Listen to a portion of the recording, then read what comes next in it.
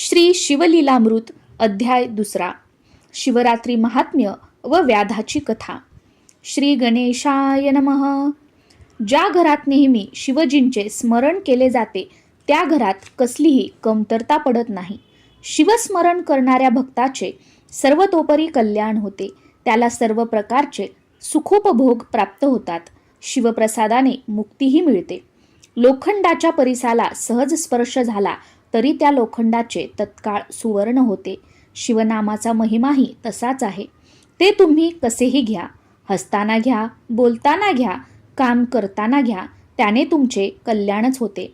तुम्ही शिवजींना उद्देशून हे भोलेनाथ, हे कैलासपती, हे उमारमणा असे संकेताने जरी म्हणालात तरी ते प्रभू तुमच्यावर प्रसन्न होतात. असे पहा, हे अमृत आहे असे माहीत नसूनही ते प्राशन केले तरी ते अमर करणारच. औषध न कळत पोटात गेले तरी रोगाचे निवारण होणारच. गवताच्या गंजीवर लहान मुलाने अजानत अग्नी टाकला तरी गवताचे भस्म होणारच. तसे न कळत जरी शिवनाम घेतले तरी ते सर्व दोष जाळून टाकते. विनोदाने जरी शिवनाम घेतले तरी मोठे काम होते. एखादा त्रासलेला मनुष्य शिवनामाचा गजर करणाऱ्या भक्तांची अवहेलना करतो. म्हणतो, हे लोक उगीचच हाका मारतात, यांना शिव शिव असे ओरडून काय मिळणार आहे? अरे, हे गप्प का राहत नाहीत? सारखे सारखे हर हर अशी गर्जना कशाला करतात? छे छे, यांचा शिवनामाचा गोंगाट ऐकून माझे तर डोकेच उठले. श्री शंकरा, श्री शंकरा असा टाहो फोडून यांच्या हातात काय येत कोणास ठाऊक. असो, त्याने अशी कितीही निंदा केली तरी अजाणता का होईना त्याच्या मुखात शिवनामच येते. त्यामुळे अभक्त असूनही त्याचे कल्याण होते. कोणी आपल्या मुलाचे नाव उमेश, नीलकंठ किंवा महादेव असे ठेवतो. त्या मुलाला हाका मारताना न कळत शिवस्मरणच घडते. त्यानेही ते भोलेनाथ आनंदित होतात आणि त्याचे कल्याण करतात. आता न कळत नामस्मरण करणाऱ्यांना इतका पुण्यलाभ होत असेल तर अत्यंत प्रेमाने शिवस्मरण केले, आदराने त्यांचेच ध्यान केले, ब्राह्मणाला शिवस्वरूप मानून भोजन दिले तर केवढा पुण्यलाभ होईल. असो, भगवान शंकरांबद्दल आपल्या मनात असा उत्कट भाव हवा, श्रद्धा भक्ती हवी. त्यांच्या आवडीने शिवरात्रीचे उपोषण करावे, जागरण व नामसंकीर्तन करावे. त्या सेवेने महापातके नष्ट होतात. शिवरात्रीला बेलाची पाने वाहून शिवजींचे मनोभावे पूजन केले, त्यांचे दर्शन घेतले, त्यांना वंदन केले तरी हजारो जन्मातील पापे नष्ट होतात. जो शिवजींना आत्यंतिक प्रेमाने रोज बेल वाहतो त्याच्या एवढा कोणीही पुण्यवंत नाही. शिवकृपेने त्याचा उद्धार होतो, यात काहीच नवल नाही. पण त्याची थोरवी इतकी मोठी असते की त्याच्या दर्शनाने अनेकांचा उद्धार होतो. शिवजींचे त्रिकाळ दर्शन घ्यावे. प्रातःकाळी शिवदर्शन घेतले तर रात्री घडलेले पाप नाहीसे होते. दुपारी दर्शन घेतले तर पूर्वजन्मीचे महादोष नष्ट होतात आणि सायंकाळी प्रेमपूर्वक दर्शन घेतले तर 7 जन्मांच्या पापराशी नाहीशा होतात. शिवरात्रीचा महिमा अपार आहे, अगाध आहे. सहस्त्रमुखांच्या शेषांनाही तो वर्णन करता येत नाही. कपिला षष्ठी, ग्रहण, संक्रमण म्हणजेच संक्रांत, महोदय म्हणजे माघ किंवा पौष मासात सोमवारी सूर्योदयास, अमावस्येचा प्रारंभ, श्रवण नक्षत्राचा मध्य व व्यतिपाताचा अंत असा जो योग असतो त्यास महोदय म्हणतात. अर्धोदय म्हणजे रविवारी सूर्योदयास अमावस्येचा प्रारंभ, श्रवण नक्षत्राचा मध्य व व्यतिपाताचा अंत असा जो योग असतो त्यास अर्धोदय म्हणतात. तसेच गजच्छाया असे सर्व पुण्यपर्व काळ शिवरात्रीवरून ओवाळून टाकावेत. अर्थात शिवरात्रीपेक्षा त्यांचे महात्म्य मोठे नाही. असो, शिवरात्री ही आधीच पवित्र व महान पुण्यपर्वणी आहे. त्या दिवशी त्रिकाळ शिवपूजन, रुद्रघोष, शिवकीर्तन, उपोषण व जागरण केले तर भक्ताला अगणित पुण्य मिळते. वसिष्ठ, विश्वामित्र असे श्रेष्ठ ऋषी, देवगण, गंधर्व, किन्नर, सिद्ध, चारण, विद्याधर असे सर्वच शिवरात्रीचे व्रत करतात. याच सर्वोत्तम पर्वाची महती सांगणारी एक सुरस कथा सुतांनी शौनकादी ऋषींना सांगितली. श्रोते हो, तीच कथा मी तुम्हाला सांगणार आहे. ती सावधपणे व अत्यंत आदराने श्रवण करा. व्यास महर्षींनी माघ मासाचे विशेष महत्त्व सांगितले आहे. याच माघ मासातील कृष्ण चतुर्दशी हीच मुख्य शिवरात्री असून तिला महाशिवरात्र असे म्हणतात. व्याधाची कथा. सूत म्हणाले, विंध्य पर्वतात एक व्याध म्हणजेच पारधी राहत असे. तो अतिशय निर्दयी होता. तो पशुपक्ष्यांची हत्या करायचा. मुक्या जीवांना ठार मारण्याचे असंख्य अपराध त्याने केले होते. एके दिवशी तो धनुष्यबाण घेऊन शिकारीसाठी निघाला. त्याच्या काखेत पाश व जाळे होते. मनगटात चामड्याचे कवच होते आणि हातात बाणांचा भाता व अन्य शस्त्रे होती. अरण्यातून हिंडत असताना त्याला एक शिवालय दिसले. योगायोगाने तो महाशिवरात्रीचा दिवस होता. त्या पर्वकाळी शिवदर्शन घेण्यासाठी चहूकडून भक्तमंडळी येत होती. त्यामुळे त्या परिसरात मोठी यात्राच भरली होती. लोकांनी ते मंदिर खूप सजवले होते. कैलासाप्रमाणे धवल वर्णाचे असे ते शिवालय चांदीसारखे झळकत होते. त्यावर असलेले गगनचुंबी ध्वज डौलाने फडकत होते. त्या शिवालयाच्या गाभाऱ्यात मणिमय शिवलिंग होते. काही भक्त त्याची यथासांग पूजा करत होते. काहींनी अभिषेकासाठी संततधार धरली होती. ब्राह्मण रुद्राध्यायाचा घोष करत होते. कोणी टाळ मृदुंगाच्या साथीने सप्रेम शिवकीर्तन करत होते. ते कीर्तन ऐकणारे श्रोते टाळ्या वाजवत मुखाने हर हर म्हणत होते. भक्तांनी शिवजींना अर्पण केलेल्या सुगंधी द्रव्यांचा परिमळ वातावरणात सर्वत्र पसरला होता. मंदिराच्या सभोवती असंख्य दीप लावलेले होते. शंखनाद घंटानाद होत होते.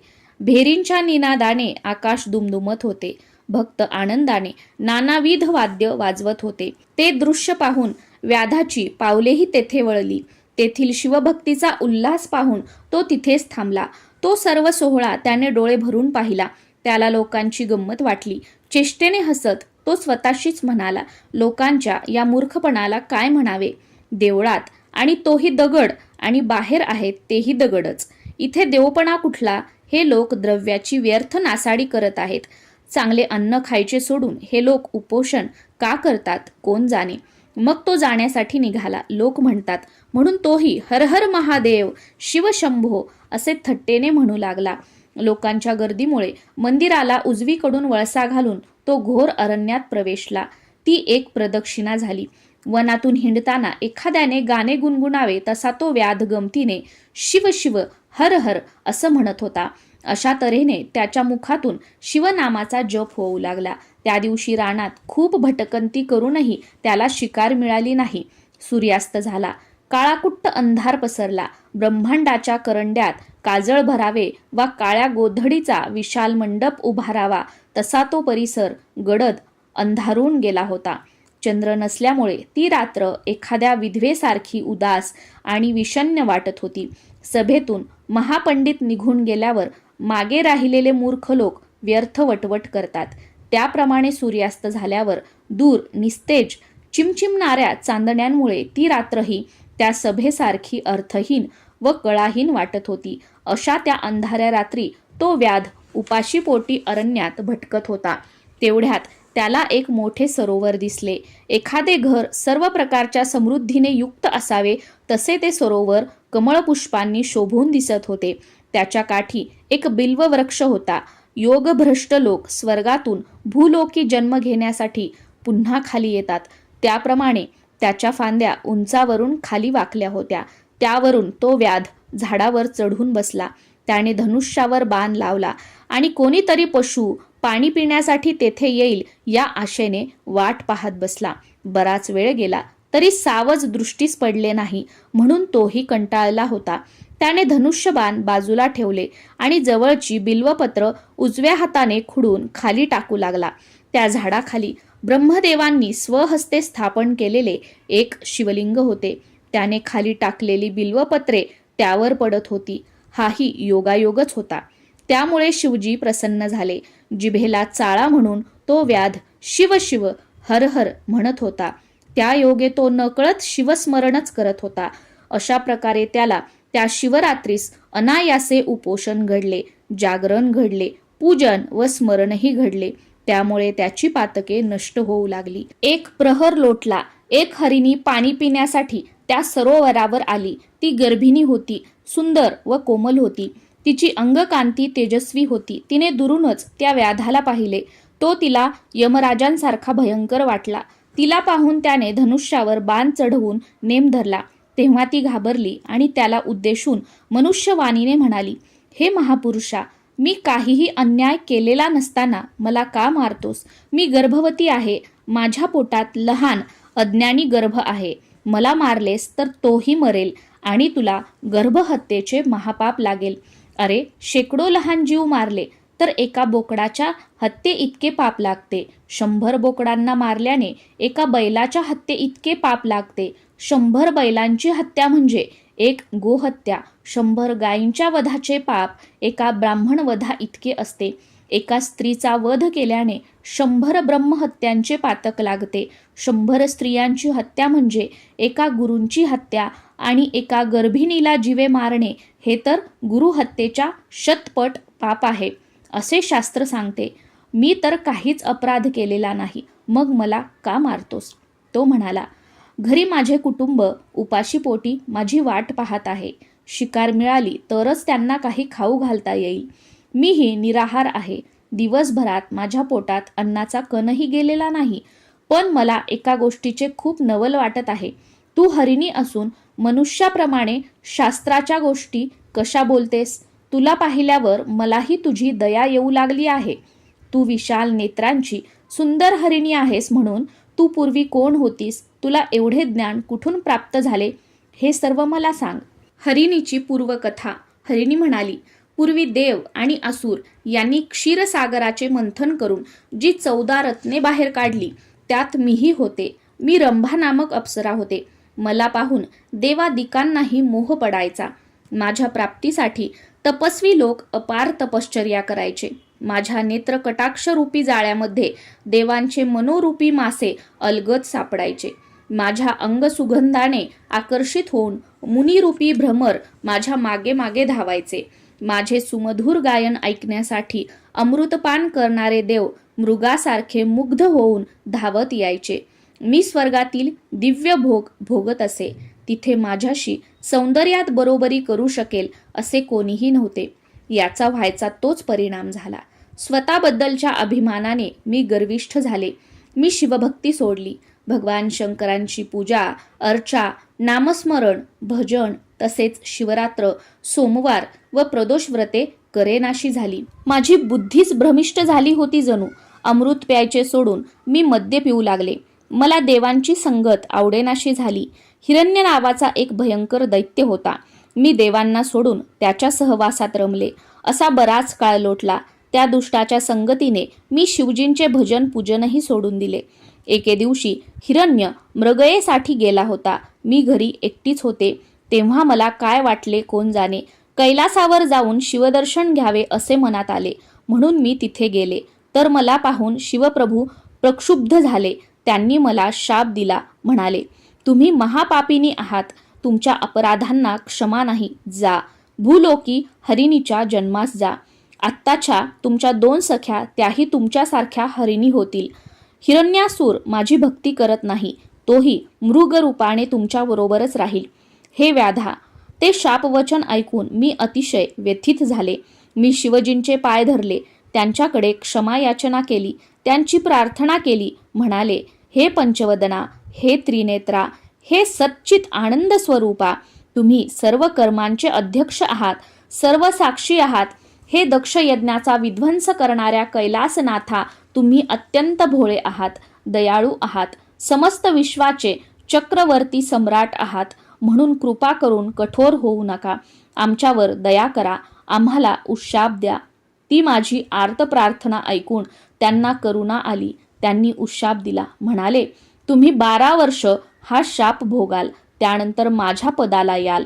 हे व्याधा, शिवशापामुळे आम्हाला या कर्मभूमीत मृगजन्म मिळाला. आता मी गर्भवती असून माझा प्रसूती काळ जवळ आला आहे. म्हणून मी तुला अशी विनंती करते की यावेळी मला मारू नकोस. मी माझ्या जागी जाते. प्रसूत झाल्यावर माझ्या पाडसाला तिथेच ठेवून मी पुन्हा इथे येईल. मग तू माझा प्राण घे. त्याला माझी हरकत असणार नाही. हे मी अगदी खरे बोलत आहे. माझ्यावर विश्वास ठेव. हरिणीचे म्हणणे ऐकून तो व्याध म्हणाला, तू फारच गोड बोलतेस, पण काही केला माझा तुझ्या वचनांवर विश्वास बसत नाही. स्वतःचा जीव वाचवण्यासाठी तुम्ही प्राणी मात्र कितीही खोटे बोलू शकता. हा तुमचा स्वभाव मला चांगला ठाऊक आहे. तू महापापांचा उच्चार करून परत येण्याची शपथ घेतलीस तरच माझा विश्वास बसेल. तेव्हा त्याचे समाधान करण्यासाठी त्या गरीब हरिणीने तशी शपथ घेतली. म्हणाली, मी माझे वचन पाळले नाही तर ब्राह्मण कुळात जन्मूनही जो नर वेदशास्त्रादिकांचे अध्ययन करत नाही, सत्य बोलत नाही, शुचित्व पाळत नाही, संध्या करत नाही, तो अधम होय. वर्णधर्माचे पालन न केल्याने त्या विप्रास जे पाप लागते ते मला लागेल. वेदांची विक्री केल्याने, कृतघ्नपणे वागल्याने, दुसऱ्याला त्रास दिल्याने, भक्ती न केल्याने, दान देणाऱ्यास विघ्न आणल्याने, गुरूंची निंदा ऐकल्याने, हरिहरांची व साधूंची निंदा केल्याने, ब्राह्मणांना दिलेले दान परत मागून घेतल्याने, शास्त्राच्या आधारे कलह केल्याने, नाना प्रकारच्या भ्रष्ट मार्गाचे आचरण केल्याने व स्वधर्म सोडून दिल्याने जे पाप लागते ते मला लागेल. पापे व त्या पापांचे परिणाम. हे व्याधा, लोक स्वार्थापोटी अनेक प्रकारची पापे करण्यास उद्युक्त होतात. त्या निषिद्ध कर्मांमुळे त्यांना जे परिणाम भोगावे लागतात ते मला चांगले ठाऊक आहेत. असे असताना तुला वचन देऊन ते मोडण्याचे धाडस मी कसे करीन? मी तुला त्याविषयी थोडक्यात सांगते, ऐक. जे देवालयात तांबूल भक्षण करून हरिकीर्तन वा पुराण ऐकतात त्यांना त्या पापामुळे कोड येते. जे देवालयासारख्या अत्यंत पवित्र स्थानी स्त्री संभोग करतात तसेच पती पत्नीचा वियोग घडवून आणतात ते पुढील जन्मात अभागी व नपुंसक होतात. जे दुसऱ्यांच्या वर्मावर बोट ठेवून त्यांची निंदा करतात ते कावळ्याच्या जन्मास जाऊन साऱ्या जगातील घाण खातात. जे गुरु स्वतःजवळ विद्या असूनही ती शिष्यांना सांगत नाहीत ते पिंगळा म्हणून जन्म घेतात. जे ब्राह्मण अयोग्य दान घेतात त्यांना गंडबाळा नामक रोग होतो. दुसऱ्या प्रदेशातील गायी पळवून आणणारे पुढील जन्मात अल्पायुषी होतात. जो राजा आपल्या प्रजेला त्रास देतो तो अन्य जन्मात वाघ किंवा साप होतो. साधूजनांना अकारण छळणाऱ्यांचा निर्वंश होतो. ज्या स्त्रिया हट्टाने व्रतवैकल्य करतात, पतीची उपेक्षा करतात, घरात धनधान्य असूनही कोणाला खाऊ पिऊ घालत नाहीत, त्या स्त्रिया पुढील जन्मी वटवाघळे होतात. आपला पती कुरूप आहे असे म्हणून त्याचा त्याग करणाऱ्या स्त्रिया पुढील जन्मी बालविधवा होतात आणि तेव्हाही जार कर्म केल्यास पुढील जन्मात त्या वेश्या होतात. ज्या आपल्या पतीशी तिरस्काराने बोलतात, त्याची निंदा करतात, त्या दासी किंवा कुलटा म्हणून जन्म घेतात. जो सेवकाकडून सेवा घेऊनही त्याला वेतन देत नाही तो भिकारी होऊन दारोदार हिंडतो. जो पती पत्नींचे गुप्त बोलणे लपून ऐकतो त्याची स्त्री प्रवासात हरवते. त्याची अनान्न दशा होते. मालकाशी द्रोह करणाऱ्या नोकराला पुढे कुत्र्याचा जन्म मिळतो. जारण मारणाचे प्रयोग करणारे मृत्यूनंतर भूत, प्रेत वा पिशाच योनीत जातात. साधूंना मुद्दाम उपाशी ठेवून त्यांचा छळ करणारे आयुष्यभर दुष्काळाला तोंड देतात.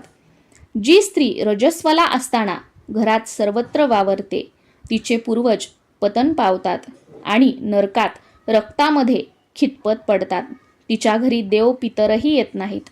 जे लोक देवासमोर तेवणाऱ्या दिव्यातील तेल चोरून नेतात ते पुढील जन्मी निपुत्रिक होतात. ज्या स्त्रिया स्वयंपाक करताना अन्न चोरून खातात त्यांना मांजरीचा जन्म मिळतो. ज्या स्त्रिया ब्राह्मणांना वाईट अन्न खायला घालून स्वतः मात्र चांगले अन्न खातात त्यांचा गर्भपात होतो. जो आपल्या जन्मदात्यांना कष्ट करायला लावतो तो पुढील जन्मी माकड होतो. जी सून आपल्या सासू सासऱ्यांना छळते तिची मुले वाचत नाहीत. हे व्याधा, मी शब्द देऊनही माघारी परत आले नाही तर ही सर्व पापे माझ्या माथी बसतील. माझे बोलणे असत्य असेल तर माझ्याकडून शिवपूजेचा अपहार घडेल. मी पुन्हा निश्चयाने सांगते, मी वचनभंग करणार नाही आणि हीच माझी शपथ आहे. व्याध म्हणाला, ठीक आहे, तू एवढी शपथ घेतेच आहेस तर जा, पण रात्र संपण्याआधी परत ये. हरिणी म्हणाली, व्याधा, माझ्या बोलण्यावर विश्वास ठेवून तू हे पुण्यकर्मच करत आहेस. त्या योगे तू पुढे शिवपदास जाशील. नंतर सरोवरातील पाणी पिऊन ती हरिणी आपल्या कुटुंबात परतली. ती निघून गेल्यावर बेलाच्या वृक्षावर बसलेला तो व्याध पुन्हा उजव्या हाताने बेलाची पाने खुडून खाली टाकू लागला. ती वृक्षाखाली असलेल्या शिवलिंगावर पडू लागली. अशा प्रकारे त्याच्याकडून 2 प्रहर रात्रीस पुन्हा शिवपूजन घडले. नकळत घडलेली असली तरीही त्याची दुसरी पूजा शिवजींना मान्य झाली. त्या पुण्याईने त्याचे पूर्वीच्या 7 जन्मातील अर्धे पाप जळून गेले. तो सहज भावाने पुन्हा शिवनाम घेऊ लागला.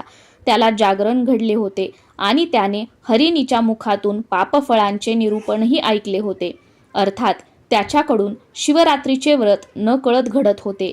उपोषण, शिवस्मरण, शिवपूजन, जागरण, पुराण श्रवण या सर्व गोष्टी व्यवस्थित घडून येत होत्या. दुसऱ्या हरिणीचे निरूपण. व्याध सावजाची वाट पाहत होता. तेवढ्यात दुसरी हरिणी पाणी पिण्यासाठी त्या सरोवरापाशी आली. तिला खूप तहान लागली होती. तिला पाहताच त्याने धनुष्यबाण सरसावले आणि नेम धरला. तेव्हा ती घाबरली व त्याने जीवदान द्यावे म्हणून त्याची करुणा भाकू लागली. ती म्हणाली, व्याधा, माझ्यावर दया कर, कृपा करून मला मारू नकोस. या समयी पतीचा अंगसंग मिळावा म्हणून मी उत्सुक आहे. त्याला भोगदान देऊन मी लवकरच परत येईल. तेव्हा मला मार, पण आता जाऊ दे. ते ऐकून त्याला मोठे आश्चर्य वाटले. तो म्हणाला, हरिणी, तूही मनुष्यवाणीत बोलतेस, मग तुलाही सर्व शास्त्रे अवगत असणार. धन्य आहे तुमचे जीवन. तू शपथेवर परत येण्याचे वचन देत असशील तर मी तुलाही जाऊ देईन. तिने ते मान्य केले. त्याला परत येण्याचे आश्वासन देताना ती म्हणाली, नेहमीच्या जीवनात लोक अनेक प्रकारची पापे करतात. कोणी विहिरी, तलाव, सरोवरे, देवळे इत्यादी उद्ध्वस्त करतात. कोणी गुरुनिंदा करतात, तर कोणी मद्यपान व दुराचार करतात.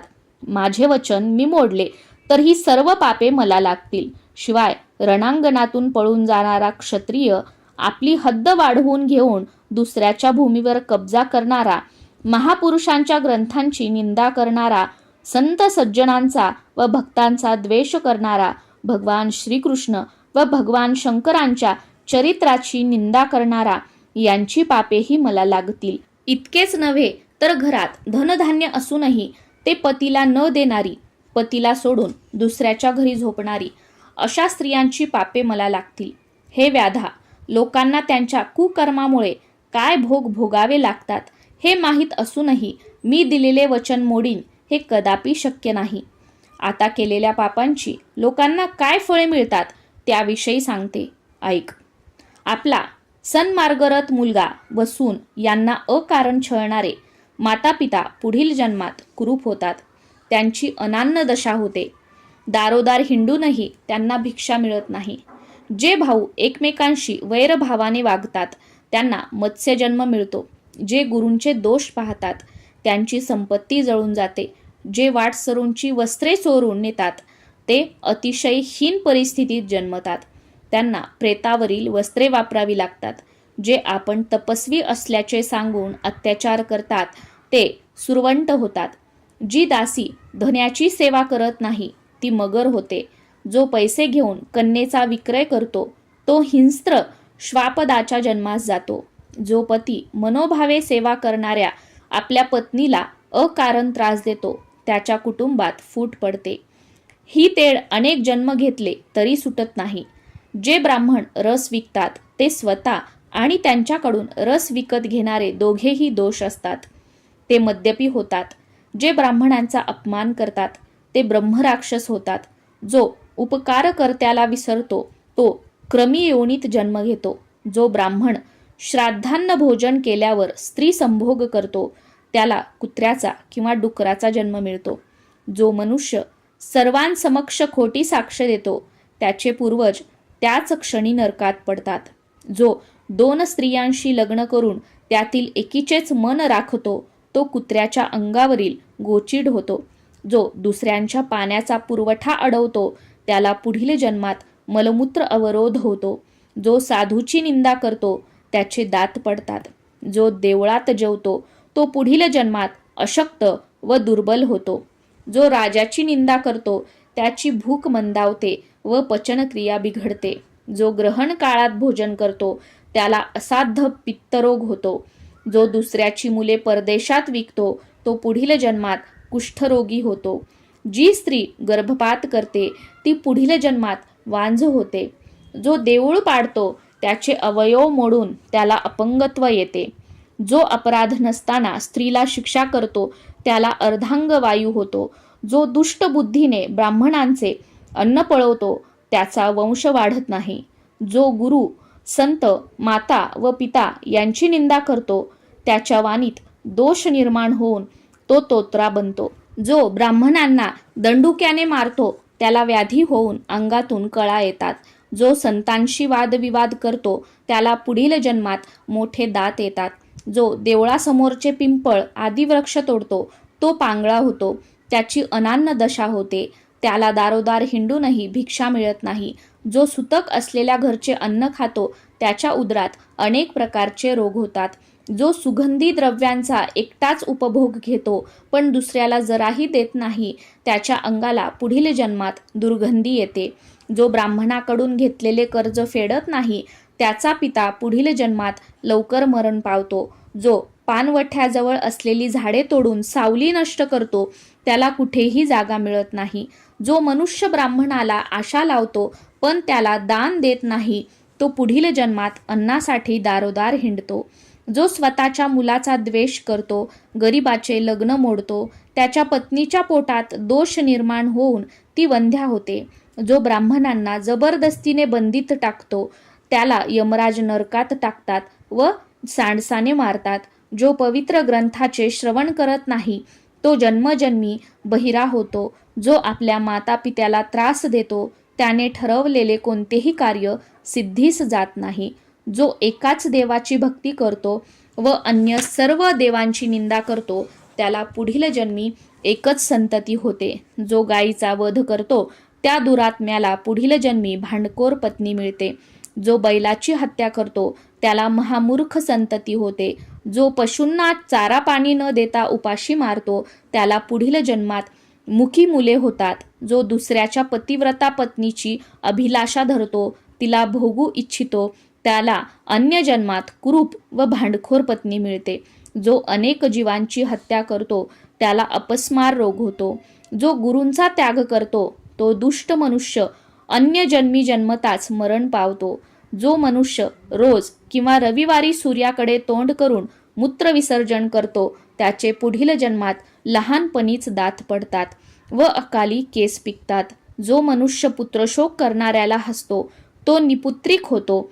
हे व्याधा, मी पतीला भोग देऊन तुझ्याकडे लवकर परत येईल हे माझे वचन मी पाळले नाही तर मी सांगितलेली ही सर्व पापे मला लागतील.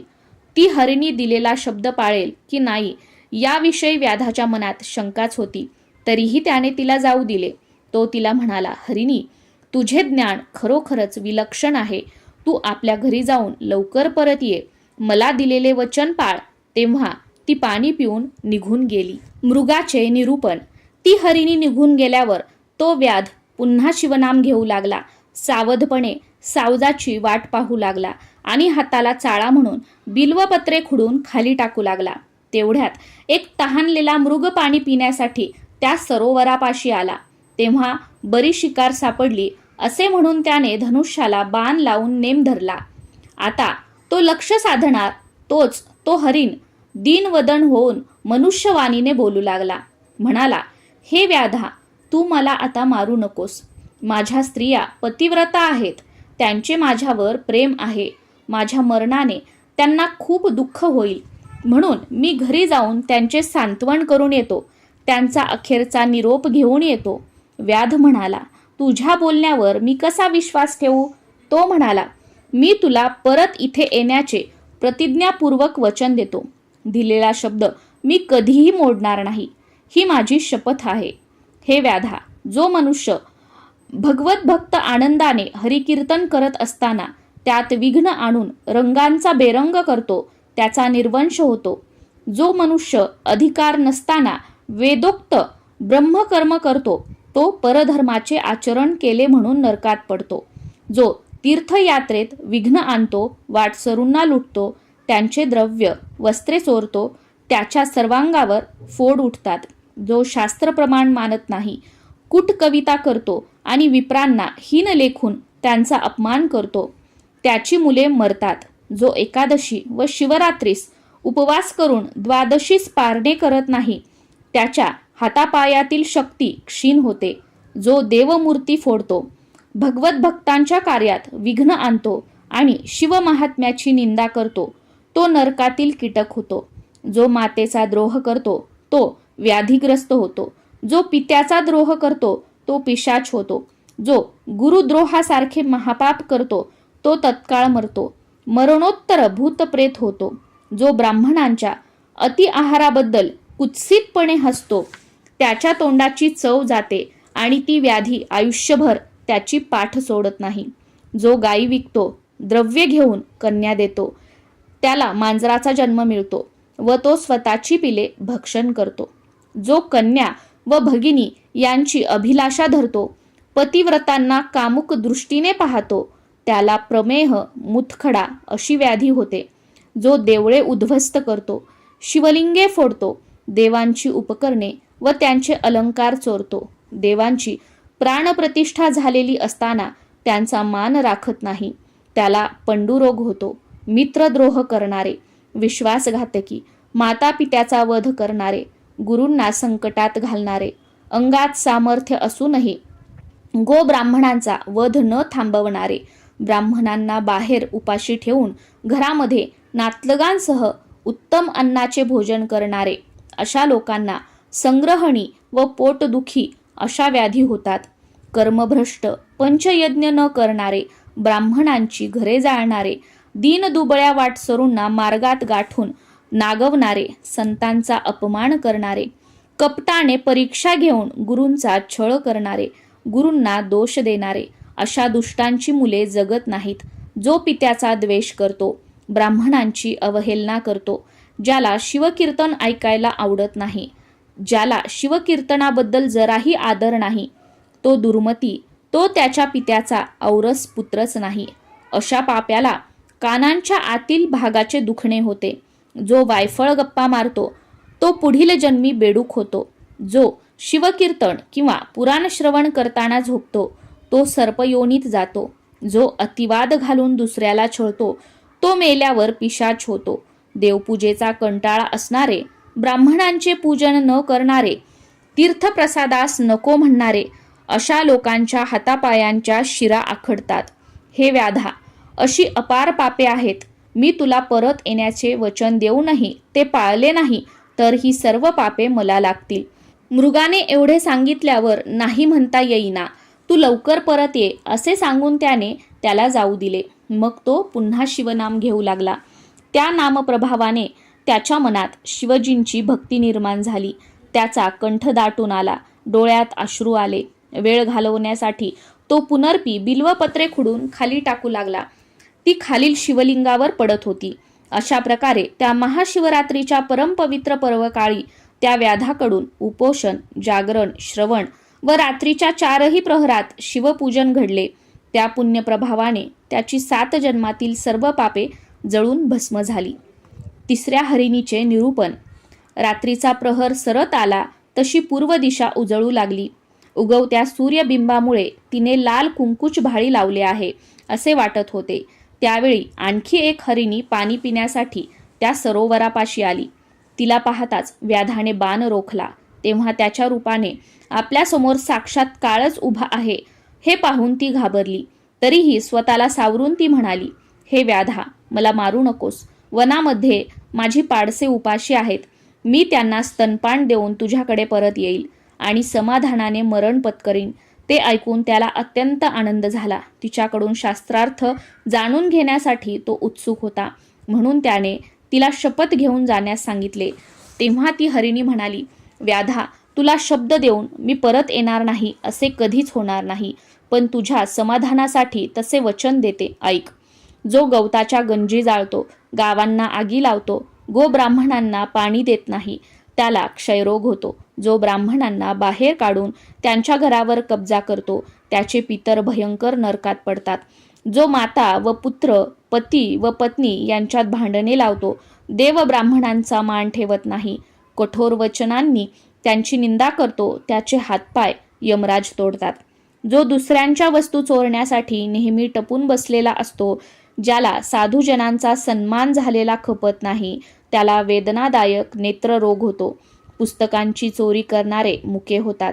रत्ने चोरणारे आंधळे होतात, अत्यंत गर्विष्ठ असणारे रेड्याच्या जन्माला जातात, पारध्याला ससाण्याचा जन्म मिळतो, भगवत भक्तांची निंदा करण्याच्या मुखाला असह्य दुर्गंधी येते, जो माता पित्याला मारहाण करतो तो लुळा पांगळा होतो, जो अत्यंत कंजूस असतो, जराही द्रव्य खर्च करत नाही, तो पुढील जन्मी महाभुजंग होतो, जो भिक्षेसाठी आलेल्या यतीला काहीही देत नाही, त्याच्यावर शिवजींचा कोप होतो, त्याची संतती व संपत्ती दग्ध होते, जो जेवायला बसलेल्या ब्राह्मणाला ताटावरून उठवून बाहेर घालवतो, त्याच्यापेक्षा दुराचारी दुसरा कोणीही नाही.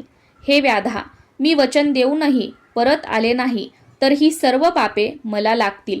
हरिणीच्या मुखातून ते धर्म अधर्मविषयक निरूपण ऐकून व्याध सद्गतीत झाला. तो तिला म्हणाला, ठीक आहे, तू पाणी पिऊन स्वस्थानी जा, बाळांना स्तनपान दे आणि मग परत ये. त्याप्रमाणे ती हरिणी पाणी पिऊन आपल्या पिलांपाशी गेली व त्यांना स्तनपान देऊन तृप्त केले. इकडे पहिली हरिणी प्रसूत झाली, दुसरीने अंगसंग देऊन पतीला संतुष्ट केले. आता व्याधाला दिलेला शब्द पाळायचा होता, म्हणून मृगाने आपल्या स्त्रियांचे सात्वन केले व म्हणाला, आता आपण व्याधाकडे जाऊया. मग तो त्याच्या 3 हरिणी व त्यांची पाडसे त्या व्याधापाशी आली. मृग म्हणाला, व्याधा, तुला दिलेले वचन मी पूर्ण केले आहे, तू सर्वात आधी माझा प्राण घे. हरिणी म्हणाल्या, तू आमचा वध कर, पतीच्या आधी मरण आले तर आम्हाला सद्गती मिळेल. पाडसांनीही नीट विचार केला व म्हणाली, माता पित्यांशिवाय जगणे म्हणजे आमच्यासाठी मरणच, तू आधी आम्हाला मार. व्याध आणि मृग परिवाराचा उद्धार. तेव्हा त्या सर्वांचे ते बोलणे ऐकून व्याधाचे मन भरून आले, त्याच्या डोळ्यातून अश्रुधारा वाहू लागल्या. त्याने सर्व हरिणींना वंदन केले व म्हणाला, अहाहा, आज माझे जीवन धन्य झाले. तुमच्या मुखातून निरूपण ऐकले आणि माझे अनेक जन्मीचे पाप जळून गेले. माझे मन व शरीर पावन झाले. आता तुम्हीच माझे गुरु आहात, तुम्हीच माता पिता आहात आणि तुम्हीच माझे देव आहात. मला हा संसार, बायको, मुले या सर्व गोष्टी व्यर्थ वाटू लागल्या आहेत. आता केव्हा एकदा शिवपद प्राप्त होते असे मला झाले आहे. तो पारधी असे गहिवरून बोलत असताना तिथे एक दिव्य विमान आले. त्यात 5 मुखे व 10 भुजा असलेले, व्याघ्रांबर धारण केलेले व अत्यंत तेजस्वी असे दिव्य शिवगण होते. त्यांचे अद्भुत तेज 10 दिशांमध्ये मावत नव्हते. त्यासमयी किन्नर दिव्य वाद्य वाजवत होते, विद्याधर मधुर आलापयुक्त गायन करत होते आणि स्वर्गातील देव दिव्य पुष्पांचा वर्षाव करत होते. तेवढ्यात सर्व हरिणींना दिव्य देह प्राप्त झाले. व्याधही प्रेमपूर्वक शिवनाम घेत होता. त्याने शिवगणांना साष्टांग नमस्कार केला. तेव्हा परिसस्पर्श होताच लोखंडाचे स्वर्ण व्हावे तसे त्याचेही स्वरूप बदलले. तोही पंचमुख, दशभुज व तेजस्वी दिसू लागला. शिवगणांनी त्याला विमानात बसण्याची विनंती केली. तेव्हा दिव्यत्वास प्राप्त झालेल्या मृगांसह तोही विमानात बसला. देव त्याची स्तुती करू लागले. व्याध शिवलोकी गेला, त्याला शिवपद प्राप्त झाले. मृग परिवार दिव्य तारकांच्या रूपाने आकाशात झळकू लागला. लोक आजही मृग नक्षत्रातील हे तारे पाहतात. कवी श्रीधर म्हणतात, सत्यवती सूत व्यासांनी लिंग पुराणात जी रसाळ कथा सांगितली तीच मी मराठीत वर्णन केली आहे. सज्जनांनी ब्रह्मानंदयुक्त होऊन ती अहोरात्र श्रवण करावी. धन्य धन्य ते शिवरात्री व्रत, धन्य शिवरात्री व्रत महात्म्य कथा.